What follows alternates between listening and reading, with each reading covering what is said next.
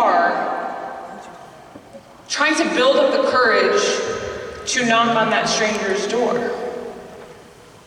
And what got her through that and every other obstacle has been, it's not about me. I'm not doing this for me. It doesn't matter what they think about me. I'm here to fight for the people. And that's all that really matters. And that's how you get from there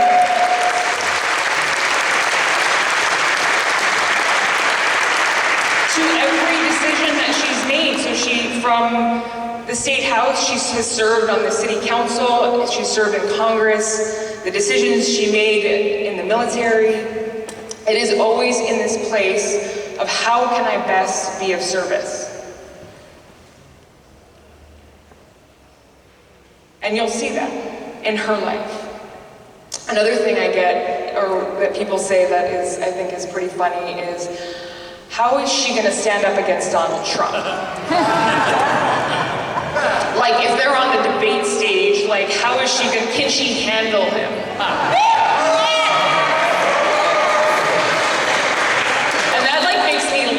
Right? Because she's a badass. I don't know if you, like, she's a soldier and she's a badass, and I don't know if you've seen interviews that she's been in that have not been the most fair, just put it politely, and how calm and cool and collected she is. Because you can...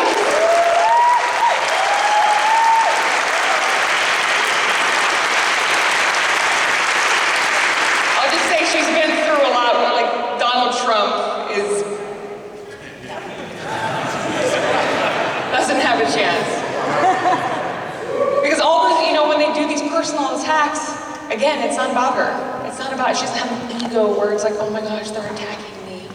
It's really, her focus is always where you, like, keep it coming, I am fighting for, I know why I'm here and I know why I'm in this fight. It is for you. Her life has shown just that. And so as you consider the field of who you, if you haven't decided of who you want to vote for, look at their lives. Not just what they're planning now and their proposals now, but what have they done for their entire lives? I'm glad today I got a little bit of time to share with you what I've seen my whole life and what a role model she has been for me. And so I'm very proud today to introduce you to my sister and the future President of the United States.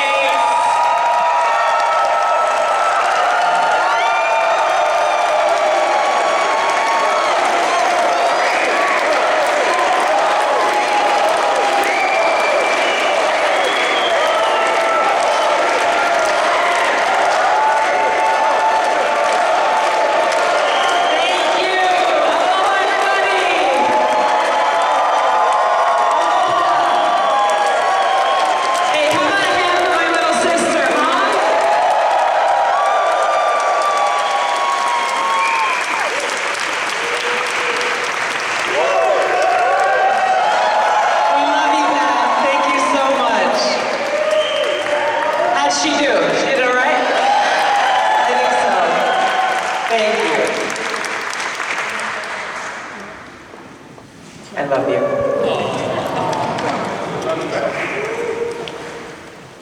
I love you too.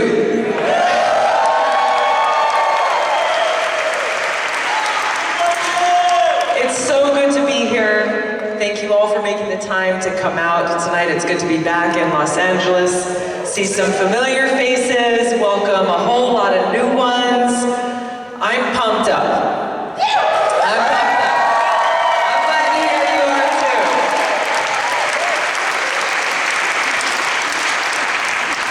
And you wouldn't know it if all you did was live in a little hole or a bubble and watch cable news or scroll through Twitter, right? That's a whole different world that sadly is so deeply disconnected with our world, the world where the people live.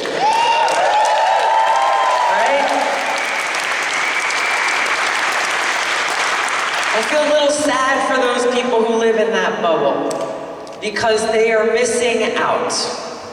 They're missing out and they're not feeling the energy, feeling the heart-to-heart connections that we have here in rooms like this, that are taking place all around this country.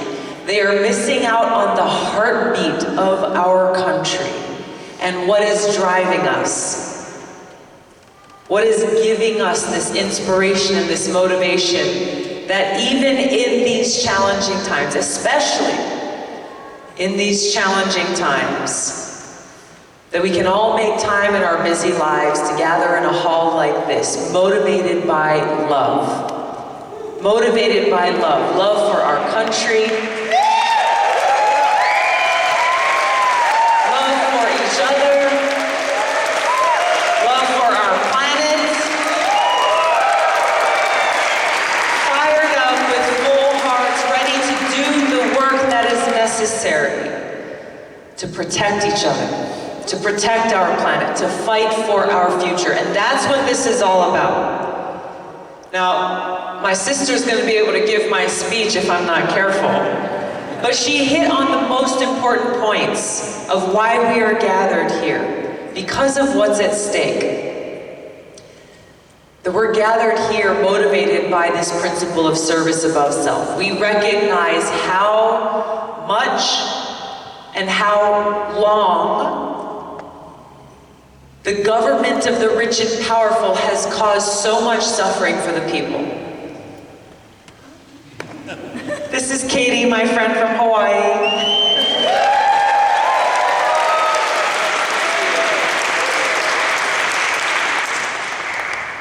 We realize how much suffering has come about because of this government of the rich and powerful. And we know our potential.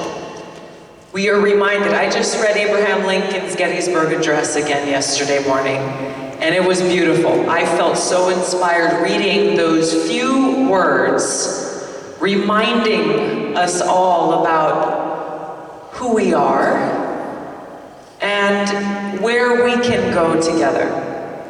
You know, in those words, he talked about the birth of a new nation on the basis of freedom and equality for all people. And he talked about the great sacrifices that were made on that battlefield, in that war, that those who gave their full measure, they paid the ultimate price, sacrificing their lives. And the best way to honor that great sacrifice for all of us, not just for them then, but for all of us, the best way to honor that great sacrifice is to ensure this new nation is led by a government of the people, by the people, and for the people.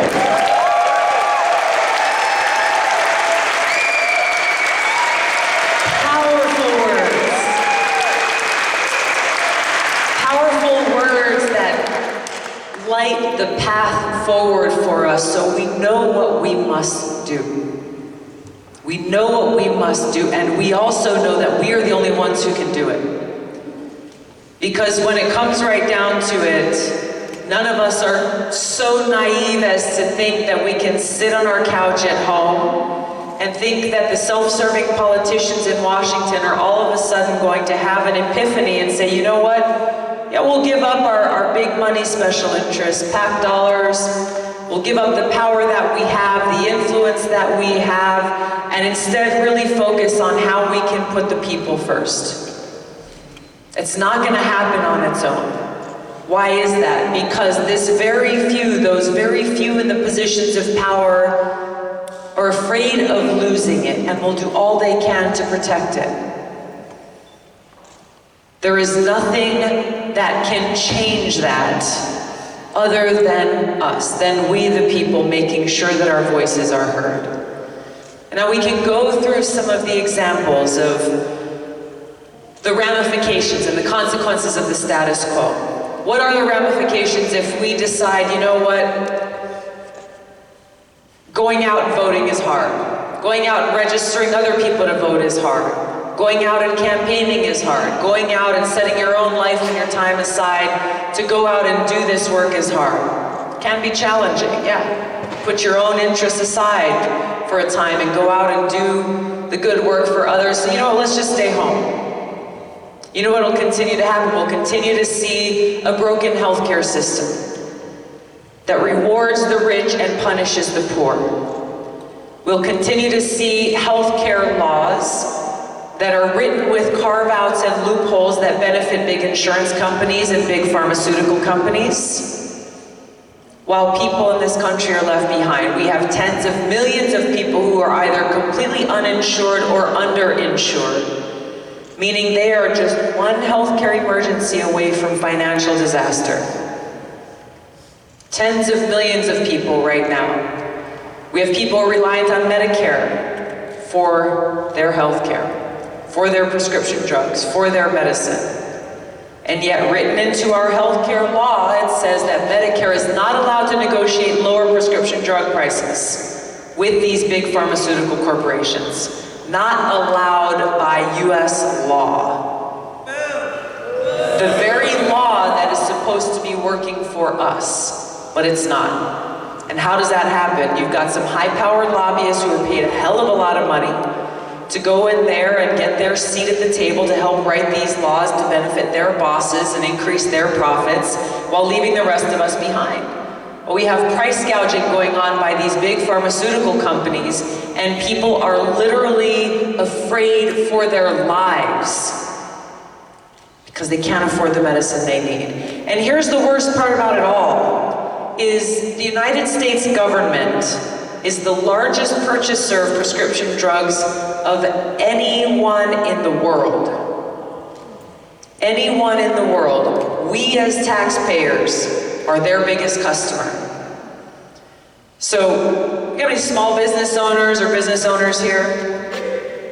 We got a few of you. So if you've got a really important customer, you value them, right? You value them. You want to make sure you've got a happy customer.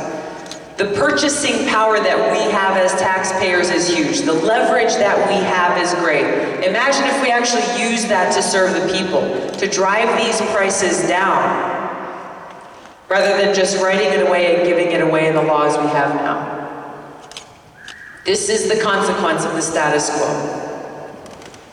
There are so many different examples that we can point to. Our broken criminal justice system and the fact that we still have private prisons that are earning profits for corporations based on a business model that keeps people in those cells, that keeps those cells full, that keeps those prisons full. Who's writing their paychecks? We are. Those dollars are coming out of our pockets. How is that helping us? How is that helping our country? How is that helping people? How is that helping to reduce the recidivism rates in this country? Actually reforming our criminal justice system. It's not. It's doing the exact opposite. Time and time again, we see examples of the laws that are being passed that are not serving the interests of the people, which is the driver for us to recognize that now is our time to bring about that change and bring about an end to the corruption in our own government.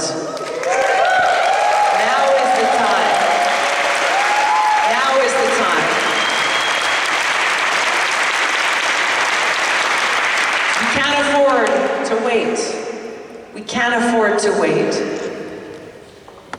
There are great obstacles before us because the people who continue to profit off of the status quo don't want to lose their profits or their power, and they're afraid of the voices of the people. I remember talking to one of my colleagues in Congress as over the last few years, especially in 2016, we saw more and more grassroots donors fueling campaigns, people giving $5, $10, $27 to truly have people-powered campaigns.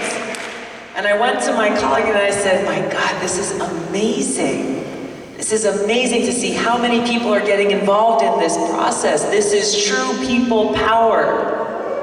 And the colleague that I spoke to, he said, Tulsi, you don't understand. This is a threat to every incumbent in Washington.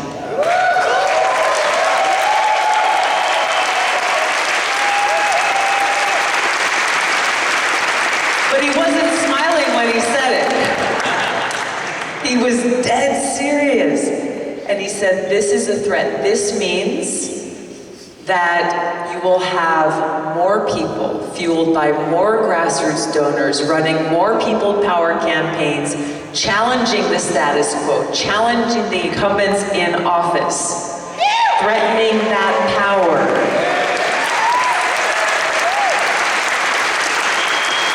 Because most people who've been in Washington for a really long time rely on those PAC contributions and those lobbyists and those fancy receptions that they go to fund their campaigns. This person is no longer serving in Congress. But it just shows the contrast of what a people-powered campaign looks like and feels like and what we can accomplish, motivated by love as opposed to those who are motivated by fear. Fear of losing their power, fear of loss, as though that position that you hire us for defines them and that without it they are nothing. Thinking about themselves rather than those who have entrusted them with their votes and the responsibility to be their voice. This is why I'm so inspired, because whether I'm in cities like Los Angeles or small towns in a place like Ware in New Hampshire, there are people coming together, Democrats, Republicans, independents, libertarians, coming together and saying, we stand united because we know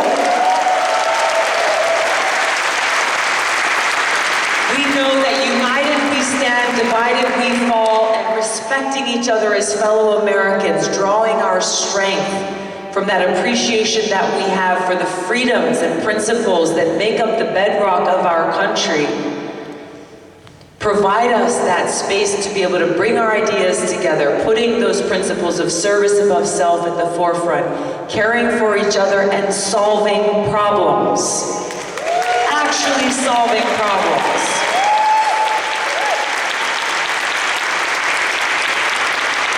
And this is what's possible. This is what's possible. I know there's a lot of cynicism and frustration. We were at a town hall in Iowa the other day where a young woman who probably was in her mid-20s came up to me at the end of it afterward, and she pulled me aside and she just said, Tulsi, you know, I don't think it's possible. I don't think it's possible to have a government of, by, and for the people.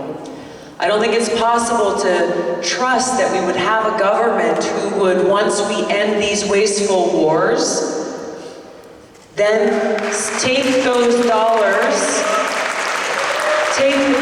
that we would have otherwise continued wasting on these wars and use them to serve the people. I don't trust that they'll do that. So I think they'll go and they'll try to cut taxes, or they'll go and try to, you know, do something else with this money and not actually use it to serve the people. And my heart hurt a little bit to hear her say that. But it just speaks to how deep the cynicism runs because our government has failed the people for so long.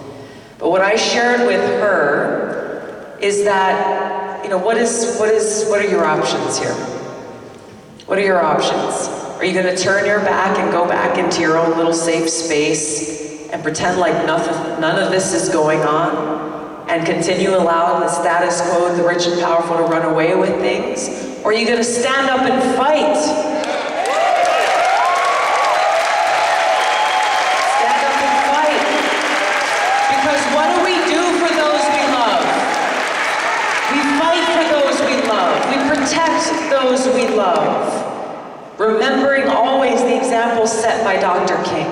Reminding us that in times when we feel like we're surrounded by darkness, when hate and bigotry and divisiveness is on all sides, he reminds us that darkness can't drive out darkness. Who knows the words? Only light can do that. That hate cannot drive out hate. Only love can do that. Say it with me. Only love can do that. That is what makes the difference. That is what makes the difference. When we stand united, motivated by this love, We make sure that every single American in this country gets the quality care they need when they need it.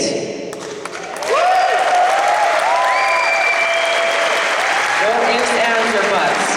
When we stand united, we finally bring about an end to this failed war on drugs that has torn so many families apart and ruined people's lives. We bring about the real reforms to our criminal justice system that we need. Prison reform, sentencing reform, ending cash bail, ending private prisons. I know a lot of you have been fighting these battles right here in California and making great progress. You see the kind of change that's possible, that seems impossible at first, but when people stand up and fight for each other, change happens. We win. Exactly. Look at our environment. Unfortunately, the word climate change has become a very divisive term. Depending on what kind of room you're in, you bring this up, you'll either get cheers or you'll get boos. So let's take the rhetoric, put it aside, and just talk to each other as people. What do we care about? What is the thing that is central to our existence as humanity? Clean water. Clean water. Where's our Standing Rock people? Miniwichoni. Water is life. Water is life. None of us can exist without it. Clean air. Clean air. Having a safe place for you, your loved ones, your children, and wanting to leave that safe and beautiful place behind for their kids and their kids and their kids to come. This is a people issue. This is a human concern. It's not a Democrat or a Republican concern or progressive or conservative concern. This is a human concern. So we come together on this common ground, then we can begin to help make better choices, not only in our own lives, but better policies that will preserve that future. That's what I know we can accomplish when we come together, to make sure that we are making this transition off of fossil fuels and to build a strong, green, renewable energy future.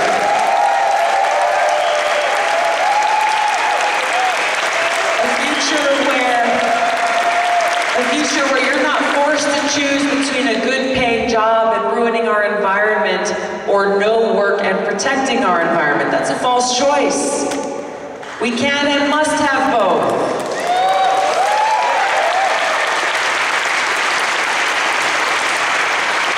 There's a lot of other issues we can go down the list. Immigration reform. This is an issue that we're deeply concerned about with what's happening at the border, with our fellow veterans who are continuing to be deported out of the country that they put their lives on the line to serve, the immigration crisis that sees children taken out of the arms of their parents. There is so much more that we have in common when we look at what we are concerned about than we often realize. Our legal immigration system is broken. It's hurting our economy, hurting small businesses, farmers, families, those who are trying to be reunited with their loved ones. We lack resources at the border to be able to make sure we're providing the judges and administrators to be able to adjudicate those cases and claims for those seeking asylum in our country. The whole system is broken and it's not working for anyone. We can change that. If we get out of our little tribes and our camps where we sit and point fingers at each other and scream at each other, and instead come out and come together and actually talk about the problem and how we solve it together.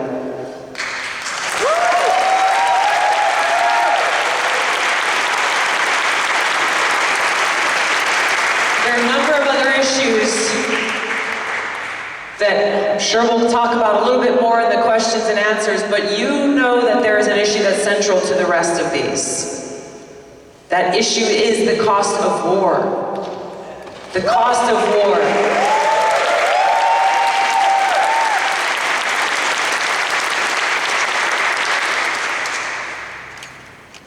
every veteran who's here, to ask you, if you don't mind, please raise your hand or stand and just allow us to recognize you for your service.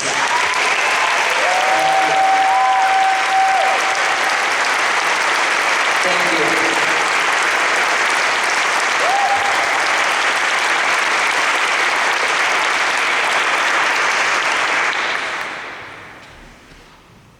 you. It is those who have seen the cost of war firsthand who fight hardest for peace. Those of us who said that final farewell to friends of ours, not through a hug or a pat on the back, but through a salute to empty boots, a rifle, and an empty helmet. Families at home. 4,419 families never got to say their final goodbye to their loved one who was serving in Iraq. They saw them come home in a coffin. 2,524 families never got to welcome their loved one home from Afghanistan. Tens of thousands more injured, both visible and invisible wounds, scars that they will carry with them forever. This cost of war is real. These aren't just numbers for so many of us. These are our friends, our brothers and sisters, our moms and dads, sons and daughters. We can never forget, we will never forget the price that they paid, the sacrifice that's made. The cost of war that so often goes unseen is the one paid for by every single American. Over $6 trillion taken out of our pockets since 9/11 alone. Over $6 trillion taken out of our classrooms, out of our healthcare clinics, out of our roads, bridges, out of our basic infrastructure needs. And for what? To pay for counterproductive, wasteful wars that have undermined our national security, taken American lives, and cause death and pain and destruction in the countries where we've waged these wars. Why is no one really talking about this? When this issue, where our taxpayer dollars are going, is central to every other issue that we face. Every other issue that we face. Our foreign policy and the decisions that are made are at the heart of everything else.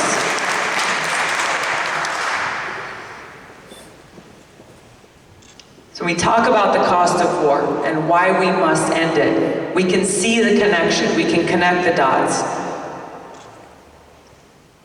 I'm running for president to bring about an end to these wasteful wars.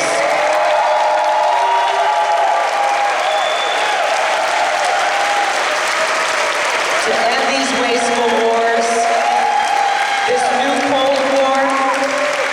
Cold War we're in, with ever-escalating tensions between the United States and nuclear-armed countries like Russia and China, this arms race that is ensuing, getting worse because of things like Trump tearing up the INF Treaty, negotiated over 30 years ago between Reagan and Gorbachev, a thing back then that the pundits in Washington said was impossible.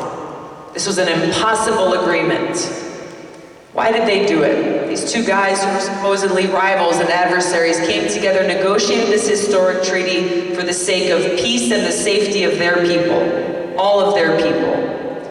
Instead of actually recognizing there are some challenges with the treaty and doing the work that a leader does and strengthening it, Trump tore it up, threw it in the trash, walked away, and then immediately started telling big defense contractors, go ahead, we're gonna pay you billions of dollars to build more missiles that were banned under that treaty because we're in an arms race now and we've gotta win.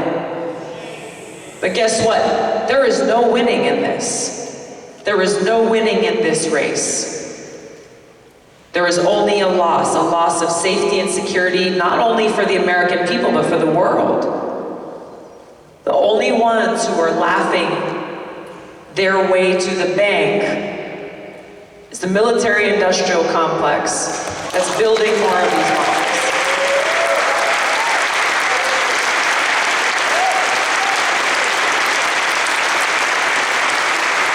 So when we talk about what's at stake, we really are talking about our future, because these are existential threats that we're facing.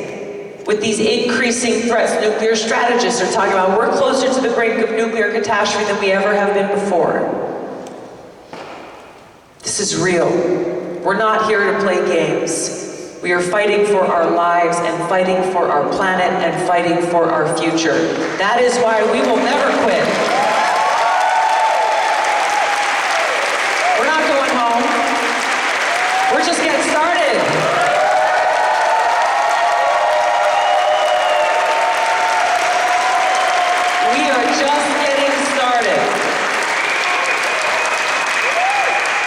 So we've got a lot of work ahead of us. Some of you have asked questions about the debates. Debates or no debates, we are driving on.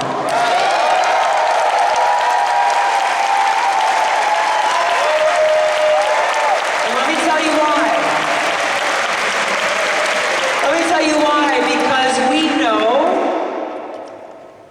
that it is we the people who decide who gets to lead our country.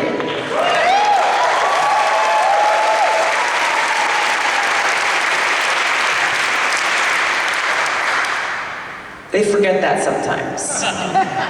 They forget that sometimes, and they think, actually, you know what?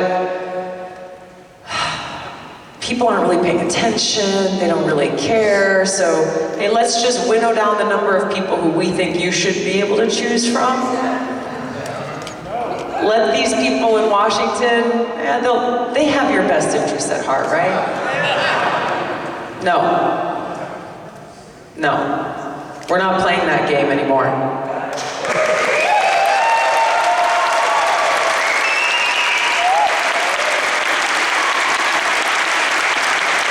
We're not playing those games, but they didn't get the memo. That's all right.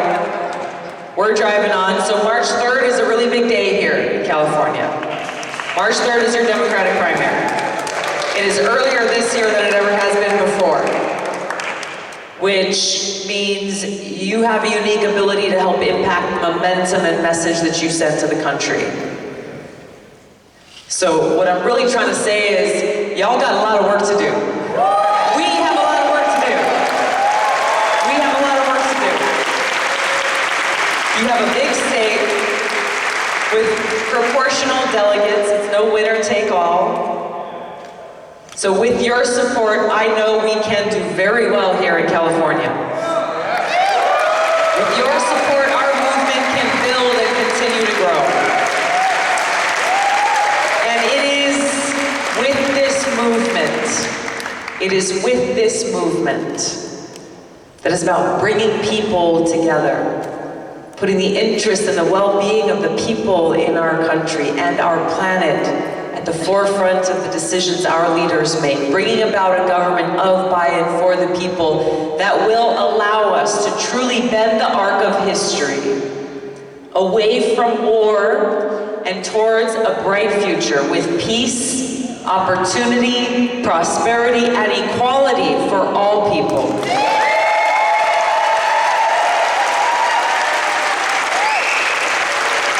That's what it's all about. I'm so grateful to all of you for being here, for joining me in this movement. And I'm so grateful. And I'm so proud.